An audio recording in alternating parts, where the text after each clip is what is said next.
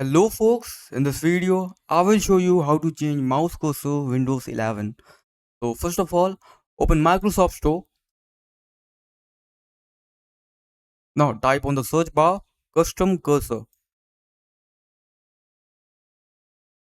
and you have to download this software custom cursor right over here. Click on install, open the software.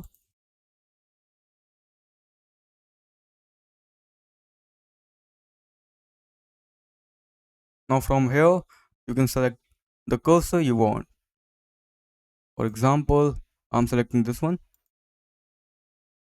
Now as you can see, I'm able to customize my cursor. You can also add new cursor by going over here on upload cursor,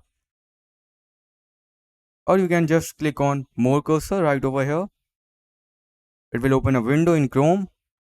From here you can add many cursor by clicking on this Windows option.